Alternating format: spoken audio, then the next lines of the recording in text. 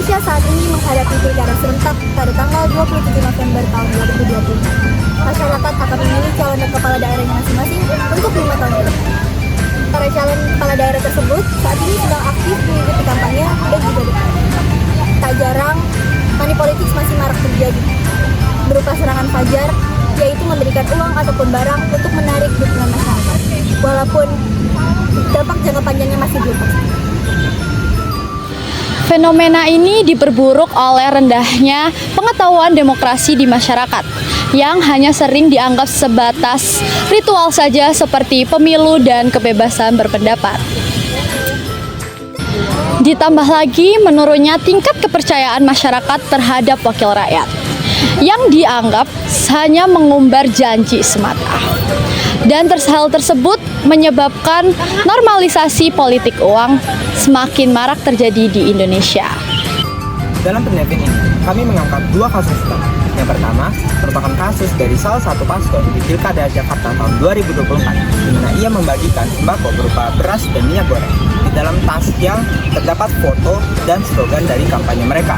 Hal ini diposting dari salah satu akun X, di mana terdapat tumpukan tas yang sudah siap edar kepada masyarakat Jakarta.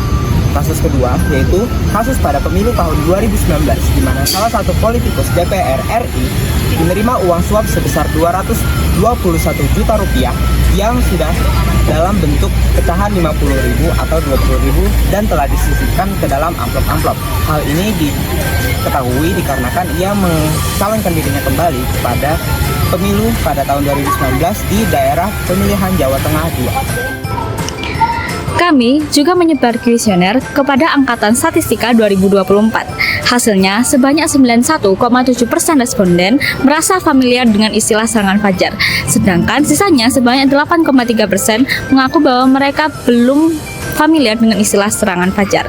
Selain itu, sebanyak 41,7% responden mengaku bahwa mereka pernah melihat atau pernah mendapat serangan fajar. Sedangkan 58,3% responden mengaku bahwa mereka belum pernah melihat atau belum pernah mendapat serangan fajar. Lalu timbul pertanyaan, bagaimana seharusnya seorang muslim memilih pemimpin? Seorang muslim harus memilih pemimpin yang jujur, dapat dipercaya oleh masyarakat, melihat track record kandidat, dan juga menolak serangan fajar dalam bentuk apapun. Dari hasil penelitian beberapa percobaan, seperti kurangnya pemahaman mengenai money politik atau serangan fajar, masih banyak responden yang mengaku bahwa mereka pernah melihat atau mendapatkan serangan fajar itu sendiri. Hal ini disebabkan oleh masyarakat yang telah menormalisasikan adanya money politik. Padahal serangan fajar dapat memengaruhi masa depan masing-masing daerah selama 5 tahun ke depan. Oke, di sini kami memiliki 3 solusi dari penelitian kami. Yang pertama adalah meningkatkan sanksi yang lebih tegas terhadap pelaku money politik agar menimbulkan efek jerah dan mengurangi adanya kejadian praktik uang di pemilu atau pilkada selanjutnya. Lalu yang kedua adalah meningkatkan pengawasan yang lebih ketat terhadap dana kampanye dari tiap-tiap kandidat. Ini perlu untuk memantau dan mengawasi pengeluaran dan pemasukan dana dari tiap-tiap kandidat.